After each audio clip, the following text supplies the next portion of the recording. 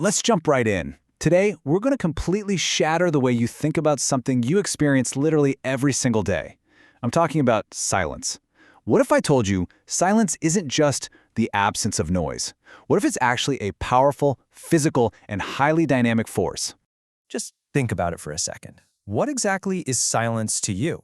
When a room goes completely quiet, do you instantly feel that as some awkward void you've just got to fill with chatter?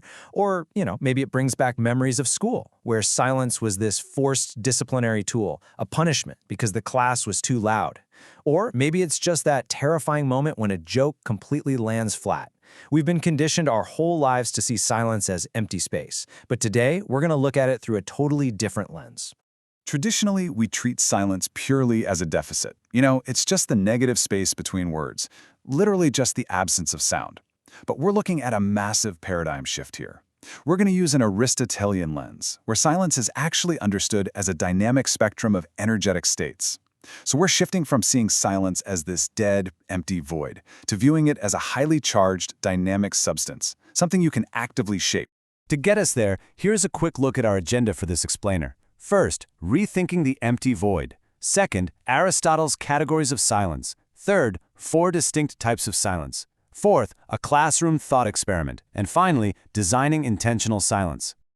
All right, Section 1, Rethinking the Empty Void. Let's look beyond the empty space. The core problem we're facing right now is that our intensely text-saturated world treats silence like it's a bug, not a feature. We live in this profoundly voice-centric culture, right, where participation always means talking. But the groundbreaking insights we're unpacking today, which come directly from Edwin Creeley's 2025 conceptual paper in the Journal of Silence Studies and Education, really challenge that constant, desperate need for noise. Creeley's work gives us this robust framework to understand how silence can actually supercharge our cognitive processing, emotional regulation, and deep learning. Moving right along to Section 2, Aristotle's categories of silence. Let's look at this practical toolkit. Now, stick with me here. I don't want you to write off Aristotle as just some dry ancient history. Instead, think of his philosophy as a highly practical toolkit for dissecting the invisible energy in a room. When we apply 5 of his fundamental categories to silence, it changes the game completely. First up, substance, meaning silence has an essential nature. It's not just a gap. Second, quality. Silence can actually feel tense, relaxed, comfortable, or incredibly awkward. Third is relation.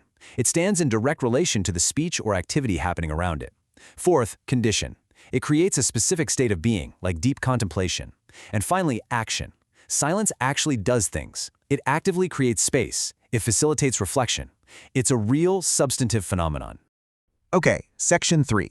4 distinct types of silence, focusing on those distinct energetic states. Using this Aristotelian framework, we can actually categorize silence into 4 completely distinct energetic states, and each one serves a wildly different purpose when it comes to learning and communication. The first type is stasis. Imagine a held breath or a coiled spring pushed all the way down. That is stasis. It's silence as suspended energy. It's this intensely focused pause that is just filled to the brim with potential, ready to be released into a thought or an expression. In a learning environment, this is that absolutely vital wait time after a really tough question gets asked. It's a contemplative space for cognitive incubation, where your brain is actively connecting the dots before a single word is spoken. The second type is punctuation. This is silence acting as a boundary marker. It's an interregnum between different energetic states, separating what just happened from what's about to happen. Notice how taking a brief pause right there completely resets your attention? That's punctuation in action. It literally acts as a palate cleanser for your brain, closing one mental file and opening up the space for a brand new one. Our third type is shifting. Now, unlike a hard boundary, shifting is a dynamic movement. It's a mediating transition.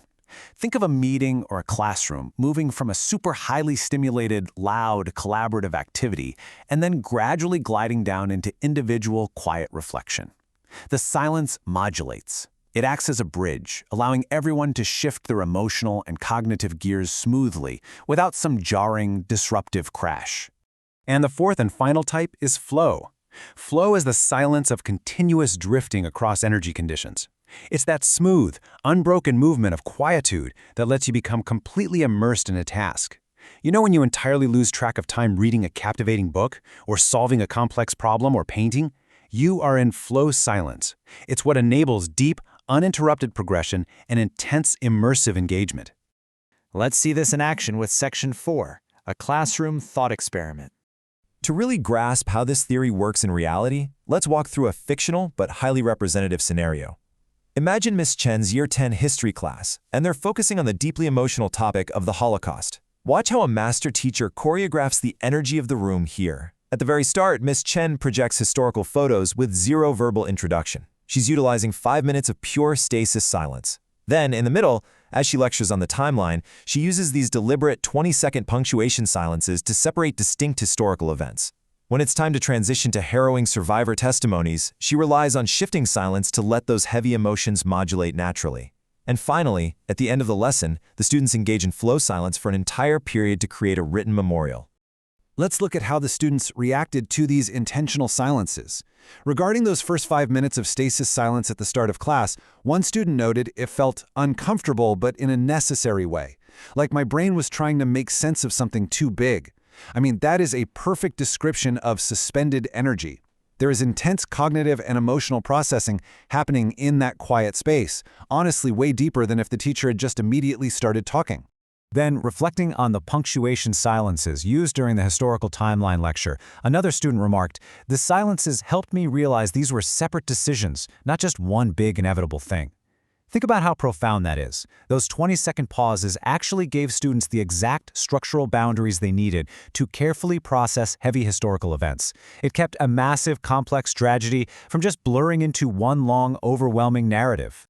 The absolute crucial point here is summarized beautifully by a student named Sophia, who realized the silence wasn't emptiness, it was where the real learning happened.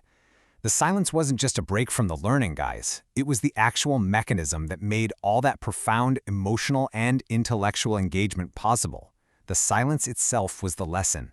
Bringing it all home with Section 5, Designing Intentional Silence.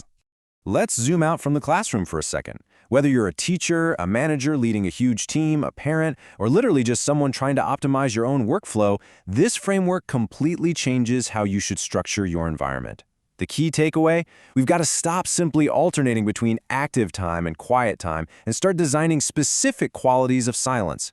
Create contemplative spaces for stasis to really let those ideas incubate. Build rhythmic structures with clear punctuation, helping people transition smoothly between tasks. Allow for environmental flexibility to shift the energy from high collaboration to deep focus.